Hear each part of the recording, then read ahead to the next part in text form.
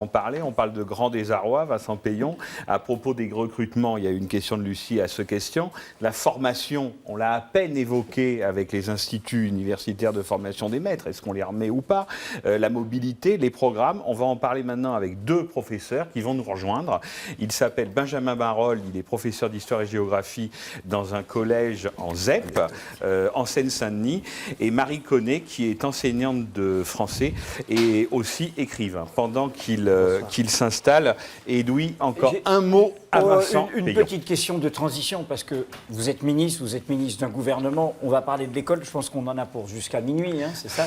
Parce que l'école, c'est riche. Mais évidemment, je conseille d'ailleurs à tous les spectateurs de lire vos deux livres hein, qui ont jalonné votre réflexion, parce que vous êtes un ministre qui, peut-être c'est pas le cas de tous les autres, c'est un commentaire qui s'est bien préparé à ce qu'il allait faire. Or là, dans ce livre-là, Éloge du politique, vous dites ceci qui résonne avec un sentiment qu'on a tous sur le cafouillage un peu actuel.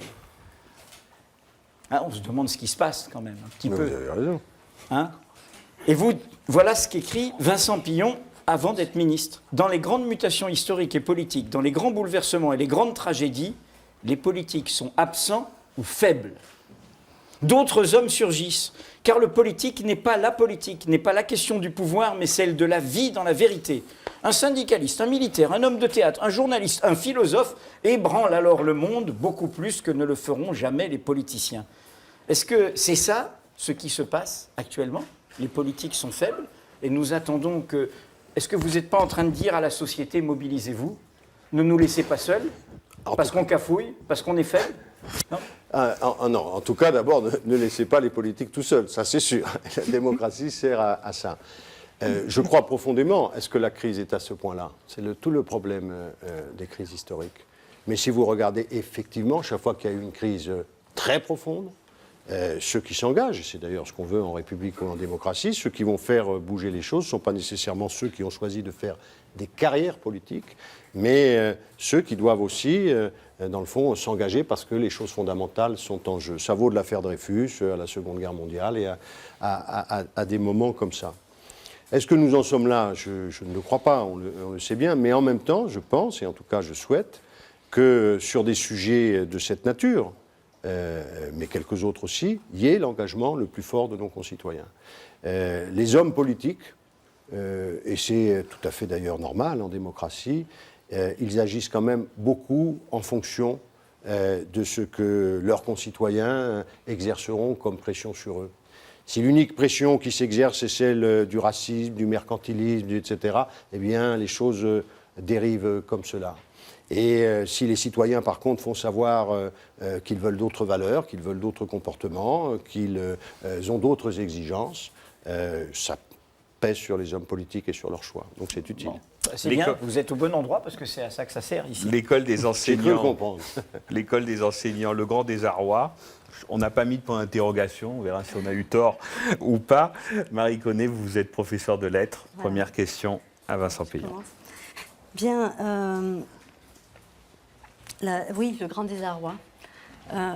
On pourrait dire de l'éducation nationale que c'est un lieu où des gens en souffrance rencontrent des gens en souffrance de plus en plus.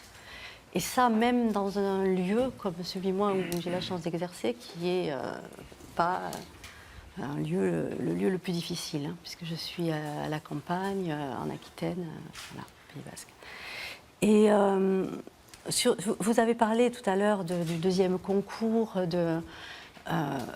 je crains vraiment que la question ce soit celle du désir. Je ne suis pas très sûre que les jeunes gens qu'on a, en tout cas quand on les voit à la fin du collège, début du lycée, il n'y en a pas beaucoup qui expriment ce désir d'enseigner que moi, ma génération, j'ai connu, j'adore ça. Et je le fais avec beaucoup de joie. Voilà, alors je me dis, non seulement la formation, c'est bien, 6 heures pour commencer, etc. Moi j'ai connu ça, j'ai connu l'époque où on avait un stage où on faisait 6 heures et après on avait des formations, etc. C'est bien. Mais un professeur un peu heureux, c'est un professeur qui arrive, quand il est devant sa classe, à construire son savoir encore, à continuer à construire son savoir. Moi j'ai la chance de faire ça, j'enseigne le latin, on est 15. On peut faire ça, on est 15. Mais ça dit tout, c'est énorme. On est 15, on est même jusqu'à 20, on peut le faire. Alors là, on peut construire ensemble notre propre savoir. Et les enfants aussi s'approprient ce savoir-là, parce que moi, en face, je le continue. Voilà. Et je me demande ce qu'on peut faire à côté de la formation, en effet, des enseignants en amont, et puis la formation des 6 heures de stage, pour que ça continue. Pour qu'un professeur il ait l'aise de s'interroger sur son savoir, qu'il puisse continuer à le faire et qu'il soit un peu heureux de le faire. Et ça, c'est très, très en perte. Voilà. Vincent Peillon. Moi, je crois, vous avez employé un mot, moi, qui me va très bien, mais qui est généralement mal vu, c'est le mot plaisir. Le plaisir, il vaut pour les professeurs. D'ailleurs, je me souviens qu'un philosophe comme Bachelard disait, un bon cours, c'est un cours où on apprend soi-même quelque chose. Et l'apprentissage, il passe, contrairement à ce que pensent beaucoup de gens, par le plaisir. Freud l'avait très bien évoqué, tous les parents le savent, c'est le petit enfant qui arrive avec son pot et qui le montre et qui fait l'offrande. C'est le début du processus de connaissance, parce qu'il n'a pas un plaisir immédiat, mais il a le plaisir à faire plaisir. Au début, faire des mathématiques, ça ne fait pas très plaisir, directement, mais finalement, il y a une reconnaissance, et par cette médiation-là, le plaisir qu'on donne aux autres, on grandit. Donc le plaisir est toujours là dans l'acte de l'apprentissage. On le sait d'ailleurs quand on fait des expériences avec des animaux. Il faut mettre à côté un réconfort. Or, l'école française ne donne pas beaucoup de plaisir aux enfants qui y apprennent. On est même un des pays où il y a le plus de souffrance chez les enfants à l'école, de défiance à l'égard d'eux-mêmes, d'abandon, des cas de plus en plus nombreux qui relèvent de pathologies, mais créées par les conditions dans lesquelles ils sont, et même la violence dont on parle beaucoup aujourd'hui, elle est liée aussi à ce parcours. Tu es en difficulté en grande section, la difficulté se transforme en échec et l'échec en exclusion. C'est ça qu'on fait. De la même façon, les professeurs n'y sont pas très heureux, mais il y a le troisième pilier qui n'est pas très heureux, c'est les parents, qui sont totalement anxieux, parce que non seulement ils savent qu'il y a des inégalités scolaires, mais ils savent qu'on est le pays dans lequel le poids du diplôme compte le plus après dans les destins sociaux. Donc ils mettent le paquet sur l'école, parce qu'ils savent que malgré tout ce qu'on dit, c'est le parchemin qu'on va obtenir à l'école qui va déterminer le plus la trajectoire de leur gamin. Donc sur tous ces sujets, je pense que, et c'est ce que nous faisons d'ailleurs, et c'est pour ça que c'était un peu sévère à l'égard de la concertation, c'est la première fois qu'on a parlé d'une école de la bienveillance, que l'on a dit il faut que les professeurs travaillent en équipe, il faut qu'on les décharge là où ils sont dans des endroits en difficulté pour qu'ils puissent ne pas être toujours seuls. Moi j'ai travaillé aussi en ZEP. Finalement, le grand ennemi, c'est souvent aussi la solitude. On disait souvent du métier de professeur, c'est la profession libérale dans le cadre de... Mais c'était, je ferme la porte de ma classe, je fais mon cours. Et ça a provoqué beaucoup de souffrance. On parlait de l'orientation tout à l'heure. Il faut que les parents soient dedans, ce processus que j'ai indiqué dès la 6e, pour construire avec leur enfant et avec l'institution, qui les exclut souvent, surtout ceux qui sont les plus défavorisés et qui ont du mal à parler avec l'institution, ce parcours. Donc moi, je suis pour le plaisir des professeurs. Évidemment, on ne peut pas être un professeur dans le fond qui transmet si on n'a pas plaisir à le faire, les grands pédagogues. En fait, on ne peut pas transmettre si on n'est pas nourri. Évidemment. En réalité, et on peut se nourrir avec du temps. On au plaisir besoin de temps pour ça. Et au plaisir des élèves et au plaisir des parents. Les trois iront ensemble. Moi, j'ai été très surpris, François Hollande aussi. Une fois, nous sommes allés à Caen ensemble et on a eu une longue discussion avec des professeurs de lycée professionnel, tous les deux avec eux. Et en sortant, il me dit, c'est incroyable, ils ne m'ont pas parlé de leur rémunération. Et ils ont des conditions très difficiles. Il y a beaucoup de précarité dans ces lycées. Donc ce sont en plus des gens qui n'ont pas le statut de fonctionnaire. Ils m'ont dit juste, donnez-nous les moyens de bien faire notre métier. Parce que notre bonheur, ça ne veut pas dire qu'ils refuseraient une augmentation, mais notre bonheur, et ce pourquoi d'ailleurs on est venu professeur, c'est pour pouvoir aider les gamins. C'est pour pouvoir avoir le sentiment d'être utile, de tirer les gens vers le haut. Et pendant 2 heures, ils lui ont dit, on ne peut plus le faire. Voilà, les conditions ne sont plus là pour le faire. Donc, réglez déjà cette question. Et je crois que, dans le fond, le cercle marche pour les trois. Nous serons plus heureux si nous comprenons qu'il ne faut pas simplement avoir de la dureté à l'égard de certains enfants, les mettre de côté, ne pas comprendre leurs souffrances. Si nous comprenons aussi qu'il faut s'ouvrir un peu aux parents, parler avec eux, être capable de les accompagner, surtout là où il y a des difficultés. Et puis nous, qu'on trouve des conditions pour exercer le métier de façon plus facile. Il y a des moyens. Alors on peut alterner. Benjamin Marolles, vous êtes professeur d'histoire-géographie. Oui, alors moi il y a un point qui m'intéresse là dans ce que vous venez de dire, c'est la concertation. Ça me rassure. Non mais c'est vrai. Non mais après, voilà, on disait tout à l'heure qu'on était d'accord sur le constat, la concertation, c'est essentiel. La concertation, le fait de discuter entre adultes sur le cas des élèves, particulièrement dans les établissements les plus difficiles, c'est une nécessité absolue. C'est pointé par l'inspection générale, qui le reconnaît sans problème. Évidemment, là où nous, on va être exigeants, c'est sur la quantité. C'est-à-dire, est-ce que vous nous donnerez véritablement le temps de discuter entre nous et de pouvoir évidemment solutionner les problèmes avec les moins élèves. d'heures de cours, ça veut dire Ça veut dire moins d'heures de cours, parce qu'il faut être conscient qu'aujourd'hui en France, un professeur qui enseigne là où moi où j'enseigne fait 18 heures. Alors je vous dis tout de suite, j'en ferai pas une de plus. Et 18 heures, ça veut dire, pour être 10 concret, 18 ça veut heures dire de quelle cours. masse de travail? 18 heures de cours dans quelle classe? Alors, ça dépend beaucoup en fait du moment où on est dans sa carrière. C'est-à-dire que moi j'ai 10 ans d'expérience. J'ai donc beaucoup plus de facilité que quand on débute. Le problème étant que dans ces établissements-là, ce sont des jeunes qui débarquent, qui ont donc tout à faire. Les cours, la pédagogie, la gestion des parents, ils découvrent tout. Voilà. Et donc la concertation, c'est pas simplement améliorer, on va dire, le sort des professeurs, c'est évidemment, par ricochet, améliorer aussi la condition d'enseignement, donc l'acquisition des connaissances pour les gamins. Voilà. Donc, moi, cette concertation, il faut vraiment qu'elle soit en tête de ligne pour les établissements les plus difficiles, parce que c'est la clé du succès. Deuxième chose, Thomas Piketty était invité tout à l'heure. Il a pondu un rapport en 2006 qui parle de l'impact de la taille des classes.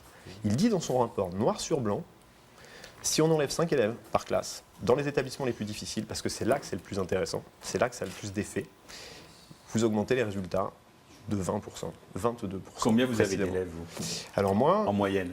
comme ça fait 10 ans que je suis professeur, que 2002 est une année un petit peu, on va dire, délicate pour certains, pour moi c'est un bonheur, j'étais professeur, mais c'est vrai que voilà, depuis 10 ans je suis professeur avec la droite au pouvoir. J'ai eu une multitude d'acronymes divers et variés, rares, éclairs, etc., qui nous sont tombés dessus, qui n'ont jamais concrètement amélioré nos conditions de travail, qui n'ont jamais permis aux élèves de mieux suivre. C'est un constat. Alors même que nous savons que le nombre d'élèves par classe, ça c'est un levier important, c'est un levier essentiel pour pouvoir véritablement faire passer les cours, être dans le plaisir, comme disait ma collègue tout à l'heure. Voilà, et c'est vrai que c'est pas étonnant qu'en latin, où on a, on va dire, en général moins de charges, on puisse avoir plus de plaisir. Donc Marie parlait de 15 élèves, et vous? Alors moi je suis à 24. Moi, 24. moi avec la dernière administration qui nous a chargé nos classes dans le 93, on est tous, si vous voulez, Toutes les au ZEP, seuil maximal. Et à 24 élèves, bon, vous imaginez bien que c'est mathématique, quoi. C'est-à-dire qu'on va avoir 5-6 élèves qui posent de gros problèmes. Si on est à 20, il n'y en a pas 5-6, il y en a 4-5, et ainsi de suite. Voilà. Alors je ne demande pas à avoir 3 élèves en classe, c'est pas le but. Il y a des classes relais qui existent, il y a des choses, des dispositifs. Mais vraiment là aussi, il y a un levier important. Donc moi, ma question est simple. Quelle quantité de concertation? Quel est le critère? Est-ce que c'est les CSP, les classes socio-professionnelles, qui vont permettre de lisser ça? Parce qu'il va falloir expliquer aussi à des établissements qui vont perdre des moyens peut-être, pour que d'autres en aient.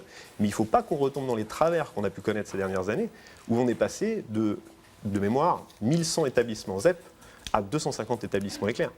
C'est-à-dire qu'en gros, ces acronymes-là, dont personne ne sait ce qu'ils veulent dire, et ça n'intéresse personne, et je le comprends très bien, c'était des moyens pour cacher la misère. Attendez, je ne comprends pas. C'est-à-dire que la dénomination a changé, l'acronyme, comme vous dites, et ça a été divisé par 4. Ah oui. C'est ça, d'accord, j'ai compris. C'est-à-dire que les moyens aujourd'hui sont concentrés sur 250 établissements. Ils étaient sur 250 1100 établissements, auparavant. ils étaient Je 1100 parle il y a des 10 ans. collèges, je ne parle même pas des écoles et des lycées. Vous parlez des collèges. Ah, les Vincent collèges. Payon. Bon, il y a énormément de choses, dont des choses très, très précises qui ont été dites. Sur la première orientation, c'est-à-dire dans les zones, disons, difficiles, puisqu'il y a eu effectivement plusieurs zonages, moi je crois, donc c'est ce qu'il a dit, c'est ce que nous soutenons nous depuis le début, d'abord qu'il faut mettre plus de moyens là, c'est clair, c'est la priorité, hein. Donc ça a chaque fois été dit, puisqu'on avait démarré sur la justice et l'égalité, que ce soit pour l'accueil des petits, que ce soit pour les moyens, on les met d'abord dans les zones en difficulté, zones urbaines et certaines zones rurales. Mais je crois que la demande principale des enseignants confrontés à ce travail, c'est du temps. Pourquoi? Parce que bon, il suffit c'est très aisé à comprendre. Quand vous allez dans un lycée de centre-ville faire un cours à des élèves qui sont, disons, en terminale, ils sont déjà d'abord très sélectionnés, vous n'avez pas de problème de discipline. Si vous avez 30 élèves, ça ne pose aucun problème. Ils sont déjà totalement habitués, ils savent prendre des notes. Si vous allez dans un collège... Et vous-même êtes en fin de carrière, non, souvent? Ou en milieu de Et carrière, par exemple, mais certainement par pas exemple, en début de carrière. Absolument. Mais si vous arrivez dans un collège extrêmement difficile de la région parisienne ou de n'importe où ailleurs, Dans c'est 50% des cas. c'est physiquement, en dehors du fait que c'est les premières nominations, c'est pas le même métier. Vous faites pas le même métier. Vous avez passé le même concours. On va prendre un certifié de lettres, on va prendre un certifié d'histoire, un certifié d'anglais. Il a le même, mais il fait deux métiers qui n'ont rien à voir. Et ça n'est pas pris en compte par l'institution. C'est-à-dire que c'est le même temps de service. Et on pourrait parler des déroulements de carrière, on pourrait parler de la formation continue, on pourrait parler, tout ça n'est pas traité. Je crois que la première demande, partout où je suis allé, et puis, c'est d'abord d'avoir du temps pour pouvoir faire un certain nombre de choses qui sont indispensables. Parce que, en plus, ce dont on ne se rend pas compte, c'est que si je suis en centre-ville, je vais faire mes cours, si j'ai quelques années d'ancienneté, ils sont quasiment faits, je retrouve le même type d'élèves. Globalement, je peux faire autre chose à côté. Bon. Quand vous êtes dans ces établissements, même quand on ne les décharge pas, et je suis allé 2 fois dans les derniers mois avec le président de la République dans ce genre d'établissement, vous avez des gens qui sont d'ailleurs très impressionnants en réalité par rapport à tout discours dépréciatif sur l'école. Vous avez des enseignants magnifiques, vous avez des gens qui bricolent, qui inventent. Comment ils peuvent faire J'ai vu que le président de la République récemment, dans un collège qui était classé Éclair avec un principal qui était en plus un musicologue et toute une équipe unie autour, ils ont dû bricoler les trucs. Il y avait une violence scolaire absolument incroyable. Il y avait ces enfants qui arrivent et qui ne parlent pas le français, qui arrivent directement dans le collège où il faut faire la classe, etc. Ils étaient obligés de tout construire avec... Et bon, mais ils l'ont fait, la violence a baissé, alors qu'est-ce qu'ils font ? Ils travaillent ensemble, ils travaillent avec les écoles élémentaires autour. Il y avait stupéfaction, un agrégé de maths qui avait demandé à être en 6e, à côté du professeur des écoles, qui vient dans le collège pour faire le suivi. Le professeur accepte d'aller parler, ils font des projets pédagogiques communs, ils emmènent les gamins en dehors du temps. Bon, enfin, vous voyez, ils font de l'interdisciplinaire pour éveiller la curiosité. Bon. Et on ne leur donne pas... En plus de ce travail collectif, si j'ai bien compris ce que disait Benjamin Marolles, ça veut dire que le temps de préparation des cours, lui, est énorme et c'est la principale charge de travail. Aussi. Et d'accompagnement permanent, en dehors de l'usure quand il est face à son groupe, classe, où il y a toujours 3-4 durs qui vous perturbent. Donc vous sortez, vous avez perdu 2 kilos, il faut tenir tout le monde, c'est ce qui ne vous arrive pas. Il faut imaginer à quel point ce métier est physique. Mais en dehors de ça, quand vous sortez de la salle de classe, c'est pas fini. Alors que dans le grand lycée de centre-ville, c'est fini. Vous rentrez, vous corrigez. Là, il doit parler, ce qu'il évoquait tout à l'heure, à son collègue, s'il y en a un qui a posé un problème. Ils ont des problèmes familiaux, ils ont des problèmes sociaux. Il y a des problèmes entre les garçons et les filles. Il y a des problèmes aussi très difficiles à traiter sur les questions religieuses, sur les questions de laïcité. Donc ils sont confrontés à toutes les difficultés sociales. Donc je crois que ce qui est demandé, c'était vraiment au cœur là, des réflexions. Et cette semaine, c'était intéressant parce qu'on parlait du diagnostic. Tout le monde est d'accord maintenant là-dessus. Il y a la fameuse indemnité de 100 €, vous imaginez, c'est ce qu'on donne. 90. 90, c'est ce qu'on donne en disant on va les gratifier. Il n'y a pas un professeur qui vient et qui dit je voudrais que ce soit 110 ou 130. Ils disent nous avons besoin de temps pour bien faire notre métier. Et donc, dans les décisions que nous avons prises, c'est d'aller dans cette direction. On va repenser entièrement, vous l'avez dit, il faut faire ça avec beaucoup quand même de prudence, je dirais, repenser l'éducation prioritaire, puisqu'on veut une individualisation par établissement pour éviter les effets de seuil, les effets d'éviction. Mais j'avance prudemment, parce que parfois l'enfer est pavé de bonnes intentions à l'éducation nationale aussi. Et en même temps, il y a un accord de tout le monde maintenant pour que nous soyons sur les diminutions de services. Alors je sais que vous voudriez que je vous dise combien d'heures, je ne vous le dirai pas, mais un certain nombre. D'accord. Juste une petite chose encore. Ce qui est en jeu là aussi, c'est la stabilisation des équipes. Oui. C'est-à-dire qu'on sait très bien qu'un établissement, comme vous le dites très bien, fonctionne à partir du moment où les équipes sont stabilisées, qu'elles sont fidélisées. Alors, ces conditions de travail qui s'améliorent pour les professeurs, c'est des conditions d'enseignement et donc d'études pour les élèves qui s'améliorent aussi. Mais je crois qu'il faut réfléchir à encore davantage de choses pour stabiliser les équipes. On a là la rançon du succès. Je vous disais tout à l'heure, 50% des nouveaux professeurs sont nommés soit à Versailles, soit à Créteil. C'est 2 académies. Absolument. 1 sur 2. D'accord ? À partir du moment où vous stabilisez les équipes, ça ne sera plus 1 sur 2. Ça sera 1 sur 4, parce que les élèves, des professeurs resteront. Resteront, comme moi, peut-être 10 ans. Mais je vous dis sincèrement, vous avez une responsabilité immense. Parce que 10 ans avec la droite au pouvoir, 10 ans de réformes qui n'en étaient pas, qui étaient juste une façon d'économiser des sous sans le dire, vous avez une responsabilité énorme. Dans les banlieues, l'attente est gigantesque. Vous avez des lieux où 80% des gens ont voté Hollande au deuxième tour. 80%. Donc votre responsabilité est grande. Il va falloir que vous puissiez nous donner l'envie de rester dans ces établissements. Moi, si les choses restent en l'état, l'épuisement est tel que, passé 35 ans, vous allez voir ailleurs. Voilà. Si vous parvenez, grâce à multiples moyens et multiples actions possibles, je vous parlais aussi des salaires. Puisqu'on parlait de l'OCDE et de notre classement, nous sommes le seul pays de l'OCDE à avoir des salaires qui stagnent depuis 10 ans, le seul. Voilà. Donc la question des salaires, elle se posera à un moment ou à un autre, immanquablement. J'ai vu que vous aviez fait un pas en direction d'ailleurs des instituteurs cette semaine pour leur accorder un petit quelque chose pour ce mercredi qui vont travailler en plus. Voilà, nous avons besoin aussi d'être payés correctement pour que les élèves aussi le sachent, que voilà, le savoir est payé à sa juste valeur. Parce que quand on commence à discuter avec des grands, qu'on leur dit combien on gagne, parce qu'il n'y a pas de tabou dans ces banlieues, on parle de tout, ils sont effarés. Quoi. Combien vous gagnez? Je gagne 2 000 € et ça fait 7 ans que je gagne 2 000 €. Ça n'a pas bougé. 2 000 € net. 2 000 € net. 2 000 € net. Voilà. Donc voilà, la question des salaires, c'est malheureux d'en arriver là, parce que si vous voulez, c'est évidemment pas pour ça qu'on fait Et ce si métier. je comprends bien votre question sur la stabilisation des équipes, ça veut dire que le collège dans lequel vous enseignez, je vais vous dire les choses crûment, pardon, vous n'avez pas comme seule idée de vous en tirer le plus vite possible, pour peu qu'on vous donne les moyens d'y Évidemment. travailler et de continuer à y enseigner. Quand on fait ce métier-là, on le fait pour faire réussir les élèves. On ne le fait pas pour être gratifié de 1000 compliments, on ne les a jamais. J'ai un inspecteur qu'on une fois tous les 10 ans. Bon, voilà, on peut avoir de bonnes relations avec un chef d'établissement, avec des collègues, mais je veux dire, la vraie récompense, c'est les élèves, c'est leur réussite. Donc, quand on ne voit pas évoluer les choses positivement, qu'on voit ces élèves qui sont en échec, qu'ils le restent, et on le décèle dès la primaire, ça on est bien d'accord, vous mettez le paquet sur la primaire, vous avez tout à fait raison. Thomas Piketty avait remarqué aussi que là, les effets des effectifs dans les classes, c'était 2 fois plus efficace.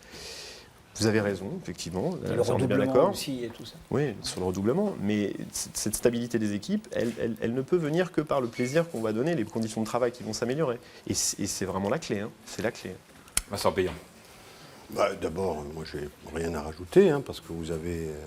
il dit des choses essentielles, et puis il dit avec une légitimité que dans le fond je n'ai pas, parce que lui, il va demain matin dans sa classe et il fait Je ne travaille pas encore le samedi, mais... oui, demain, enfin, lundi, si vous voulez. Peut-être un jour. D'accord. Mais lundi, ça, bon. Il y a plusieurs questions dans cette affaire. À la fois, vous dites... on a même fait l'inverse, si vous voulez, puisque vous avez des bonifications de points pour quitter plus vite quand vous allez dans ces établissements. J'ai rencontré, par exemple, récemment, avec les effets d'aubaine, un professeur qui me disait, j'étais dans le collège d'à côté, il avait monté une association sportive formidable. Il me dit, je suis obligé de la laisser tomber, c'est malheureux, je vais dans celui-là, parce que là, j'aurai les 100 points pour rejoindre ma femme qui est à Montpellier. Enfin bon, toutes les histoires qu'on connaît dans le monde. Donc on a même fait différemment, on a des effets pervers, c'est-à-dire qu'on peut faire venir pour partir plus vite. Bon. Ça fait partie des sujets très très complexes de gestion des équipes, des ressources humaines, etc. Parce qu'il ne faut pas brider des libertés. Et sur il les ne faut pas salaires considérer que, je vais venir, il ne faut pas considérer que des gens sont non plus obligés de rester s'ils veulent partir. Et donc il faut avoir là une gestion plus individualisée de ces régions, de ces endroits, et ce n'est pas simple. Sur les salaires, moi j'ai dit les choses clairement depuis le début, c'est-à-dire que ce que vous dites est sans doute vrai sur les salaires français, mais ce qui se passe aujourd'hui en Europe, c'est, je pense que vous l'avez vu, c'est qu'on est en train de baisser les salaires des enseignants dans un certain nombre de pays. Pourquoi ? On est en train de les baisser parce que nous avons la crise budgétaire que vous connaissez, et cette crise budgétaire, elle fait que les pays empruntent de l'argent sur les marchés. La France a quelque part la chance. Depuis l'été, ça n'est jamais dit, mais c'est la première fois que la gauche arrive et que nous payons l'argent moins cher. Il suffirait qu'on le paye un peu plus cher, et même les 60 000 postes, et même je ne pourrais pas le faire. Dans les médias, on a assumé nos priorités. Moi, je les assume devant les professeurs. La priorité, c'est d'abord qu'il y ait des professeurs devant les élèves. C'est qu'il y ait des meilleures conditions de travail pour les professeurs. C'est qu'on remette en place une formation. Si on le peut, quand on le pourra, je le dis, il n'est pas digne de payer dans notre pays les professeurs comme on les paye. Mais aujourd'hui, nous ne pouvons pas le faire. Vous parliez de cet ouvrage, il finit par ce que vous avez dit, la vie dans la vérité et la vie dans le mensonge. Je ne mentirai jamais aux professeurs. Nous avons fait un choix politique. Ce choix politique, c'est d'abord la formation des professeurs, les conditions de travail, le recrutement. Si nous pouvons, à un moment donné, dans 2 ans, dans 3 ans, commencer à profiler, parce que c'est ça qu'il faut faire, ça ne pourra être que progressif quand vous voyez les masses, une revalorisation financière du métier, nous le ferons, parce que j'assume très nettement de considérer que dans la hiérarchie des valeurs de notre société, il n'est pas juste que ceux qui font ce travail soient payés de cette façon-là. Mais aujourd'hui, ce serait être un démagogue que dire je vais claquer dans les doigts et je vais le faire. C'est pas vrai et ce serait même pas l'intérêt du pays parce qu'on se mettrait en faillite. Je crois que ma collègue a une chose à vous dire à ce sujet-là. On en a parlé tout à l'heure. Sujet de- Au sujet de la notion de prime Ah oui, oui. et de la notion d'augmentation de salaire. Je te laisse peut-être. Oui, enfin, dans les réseaux éclairs, on dit comme ça, anciens rares, des professeurs. Pardon, ancien quoi, excusez-moi. C'est l'éducation ambition, prioritaire. réussite. D'accord. Voilà. Et c'est Qui vrai sont que nous-mêmes, devenus on adopte éclairs. ce vocabulaire. Moi, je et- D'accord. Des professeurs se sont vus recevoir des primes, c'était pendant les vacances, je crois.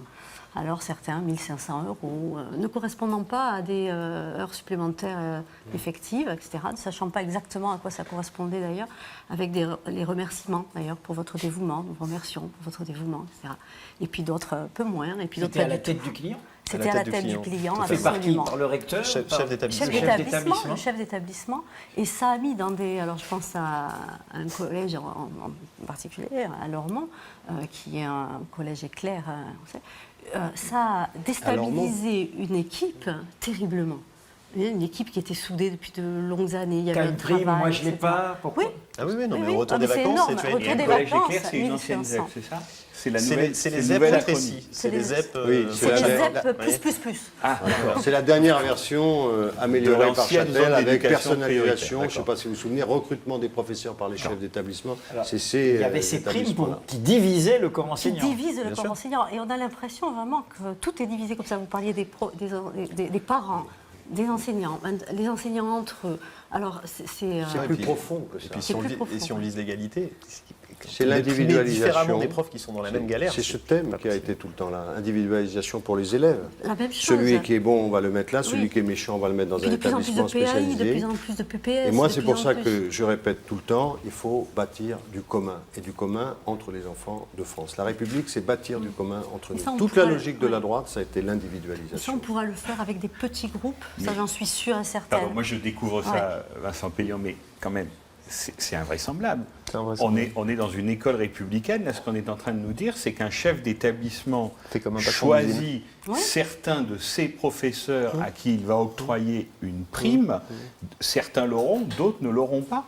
C'est Ça la va, grande- ça va à l'encontre Sans de tout le justification. fonctionnement de C'est l'éducation supprimé nationale. ça ou ça existe Je toujours? vais le supprimer là. C'est Ça, pas encore J'ai supprimé. déjà donné des ordres pour que ça s'arrête, mais pour le supprimer, je voulais parce que Vous les annoncez pères- ce soir que vous allez le Oui, mais supprimer. j'étais dans la D'accord. campagne. D'accord. Pourquoi? Parce qu'il y a quand même des équipes qui s'étaient mobilisées et que je ne voulais pas supprimer sans savoir par quoi on remplace. Je ne veux pas non plus baisser mes... Ah non, Cette il faut- idée, il faut si dire- vous voulez... Ne dites pas que vous le supprimez parce que je vais me faire. Enfin, c'est de l'argent quand même, hein, donc on le prend. Hein. Tiens, c'est ce que je viens de dire. Mais il faut remplacer par autre chose. C'est le travail qu'on fait sur les zones Mais c'est un problème de prioritaires. répartition, là, si je Oui, comprends puis, bien. et puis c'est pas seulement les primes, c'est ces préfets, les Les professeurs préfets, les études. préfets. Mais les c'est études. beaucoup plus que ça. Hein. C'est C'est vraiment, très je pense profond, qu'il faut que vous le mesuriez ce qu'est. Et parce que malgré tout, on se dit, bah voilà, c'est l'équipe des Bleus qui remplace l'équipe des Verts. Non, c'est deux logiques qui n'ont rien à voir. La logique de la gauche, c'est de dire, il faut bâtir du commun. La logique de la droite, c'était, on individualise. Tout à l'heure, on a dit, moi, si je pouvais, je rassemblerais les lycées professionnels, technologiques, etc. Ce que faisait la droite à l'égard des professeurs ou à l'égard des élèves, c'était en permanence de les trier, de les séparer. Souvenez-vous, dans la campagne, j'ai eu de nombreux débats avec mon prédécesseur, il était toujours sur la gauche et l'uniformité. Nous, on veut individualiser. Je lui disais, mais je ne comprends pas, vous baissez les moyens, vous les individualisez. Mais on sait tous, soit on prend un costume de confection, bon, ben, moi j'ai les moyens d'un costume de confection, pas du sur-mesure. Il y a 12 millions d'élèves, si on veut individualiser, il faudrait en fait arrêter les professeurs et revenir aux précepteurs, hein. C'était l'idée. Mais c'était ça la grande idée. Donc l'élève turbulent, on crée un internat pour le mettre dedans. Le bon, on va l'envoyer dans un internat d'excellence. Et on fait des petits Mais modules dans les pour collèges chacun. de ville, plutôt d'assez bons collèges de ville, on voit se fleurir les PAI, des programmes spécialisés pour enfants. C'est un peu comme s'ils ne pouvaient pas suivre ensemble. Et alors, un enfant qui a un petit peu des soucis, mais d'agitation presque normale, enfin qu'on peut normalement arriver à faire rentrer dans le groupe, en fait, eh bien, il a une assistante de vie scolaire à côté de lui pour s'en occuper. C'est assez démagogique. C'est de plus en plus ça, il y en a énormément. Parce que ça plaît aux parents. Parce que quand vous dites individualisation, ce qu'entendent les gens, c'est qu'il va avoir une attention individuelle pour mon enfant. Et donc, nous, on passait pour des monstres de dire mais non, il faut du commun, il faut qu'on enseigne pour tout le monde, il faut qu'on... Oui, mais nous, on individualise l'enseignement. Donc, tout le monde entend, ça veut dire qu'on va prêter une attention particulière à mon enfant. Et ce qui a été fait là pour l'école, qui est en plus en réalité un discours, ce n'est pas faisable, je viens de rappeler qu'il y a 12 millions d'élèves, ça a été la même logique évidemment pour les professeurs.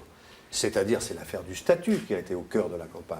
S'attaquer au statut, pas au métier, parce que je pense qu'il faut penser différemment le métier d'enseignant au XXIe siècle. Mais il ne disait pas métier, il disait statut. Statut pour aller vers ce que vous avez, c'était la première expérimentation avec ces collèges de zones prioritaires, un chef d'établissement, patron, comme disait Châtel, qui peut recruter ses professeurs et après, évidemment, selon l'appréciation qu'il en fera, eh ben, les payer différemment. Juste une question, Marie, vous avez prononcé le mot de quoi? Préfet des études? Oui. Qu'est-ce que c'est un préfet des études? Alors, C'est une histoire ancienne, peut-être, non? Vous C'est voulez en fini. parler, vraiment? C'est Oui, fini. oui. Ça va bientôt être fini. Ce sont les jésuites, en fait. Non mais de quoi s'agit-il? C'est une personne choisie par le chef d'établissement qui aura, on va dire, des rôles multiples. On est toujours dans le dépassement des fonctions et donc dans la non-lisibilité de qui fait quoi. Et donc cette espèce de préfet des études, nous on avait un exemplaire dans notre établissement, d'ailleurs je la salue au passage, elle est partie là. C'était, voilà, je veux dire, on est CPE, donc conseiller principal d'éducation, on est prof, on est éducateur, on est conseiller psychologie, orientation, animateur, enfin je veux dire, c'était... Voilà. Et par ailleurs, c'était des profs qui faisaient partie intégrante de l'équipe de direction. Donc qui allaient inspecter à droite à gauche, dire un tel a fait ceci, etc. Et comme terme, on L'ambiance, avait quoi. trouvé préfet des études comme dans les collèges C'est jésuites. ça. C'est eux qui ont choisi. Ah, donc j'avais bien entendu, Ouais, c'était le sens de ma surprise. Merci infiniment À propos, à tous les deux. Merci. Cette question, un dernier mot? Oui, Allez, un dernier mot. À propos de ce que vous avez dit, à propos de recréer du commun, il y a quand même une chose, moi il me semble que on fait le contraire. C'est-à-dire, vous avez dit tout à l'heure, on ne fait pas le même métier. Nous deux, on ne fait pas le même métier. C'est vrai, on ne fait pas du tout le même métier. En plus, je ne fais que 9 heures, donc ce n'est pas là du tout la même fatigue. Mais si, en amont, on pensait ça, ça serait aussi recréer une carte scolaire Bien un sûr, petit peu... bien sûr. à respecter. Et je me disais, il y a quelques enfants de milieux peut-être culturels plus favorisés qui sont passés dans des collèges ou des lycées ZEP, des collèges ZEP. Il y en a quelques-uns, des enfants solidaires. Il y en a, j'en connais, au moins une dizaine. Et je ne comprends pas pourquoi on ne fait pas une étude auprès de ces enfants-là pour savoir ce qu'ils sont devenus quelques années plus tard. Parce que scolairement, ils souffrent peu, très peu. Pas du tout, Ils mais pas peuvent du tout, souffrir c'est le d'ailleurs. contraire. Hein? C'est qu'en France où on croit que pour produire une élite, il faut mettre tous les autres en échec. Les pays qui réussissent le mieux, et qui ont les élites les plus... Parce que les gens disent, ah ben vous êtes contre le fait que certains s'en tirent mieux que d'autres. Non, mais c'est quand ils sont ensemble. Vous savez, là, ça va... Et c'est pour ça que c'est intéressant de parler de l'école, parce que vous dites, on va refaire la carte scolaire, qui a toujours été un sujet. Moi, je suis pour. Mais il faut que... Et on parlait tout à l'heure de la mobilisation de toute la société.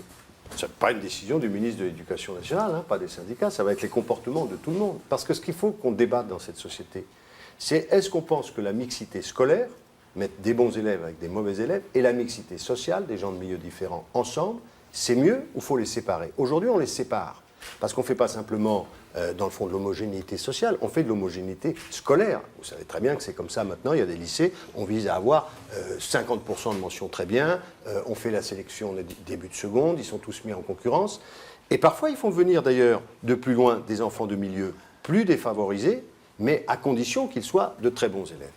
Or, ça, on ne s'en sortira pas. Et donc, c'est un vrai débat pour l'ensemble de la nation de dire, est-ce qu'on pense qu'on sera mieux s'il y a de la mixité scolaire et sociale, que c'est plus agréable, dans le fond, de partager des expériences à un moment de sa vie, peut-être plus longtemps, avec des gens d'horizons différents, que quand on est un bon élève, et d'ailleurs, on a de très belles expériences là-dessus, que l'on accompagne un copain qui est un peu moins bon, est-ce que ça vous rend moins bon? Pas du tout, ça rend encore meilleur. Ça permet, comme le professeur, de mieux s'approprier ses savoirs. Donc ça, on le sait. Mais ce débat doit avoir lieu, parce que sinon, il y a un type tout seul qui dira « je vais changer la carte scolaire », puis il y a des tas de gens qui diront « ah ben non, on ne veut pas, c'est nul, puis fais-le, moi mon gosse, je le mettrai quand même à côté ».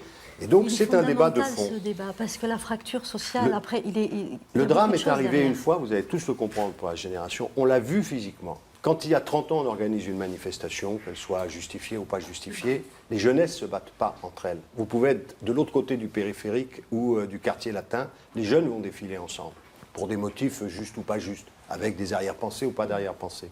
Il y a 3-4 ans, vous l'avez vu en direct ou un petit peu plus, des jeunes qui manifestent et d'autres jeunes qui viennent et qui leur cassent la figure, alors pour piquer les portables, pour faire... On a dressé les uns contre les autres. On est un pays qui organise son apartheid, sa ségrégation, ses territoires perdus.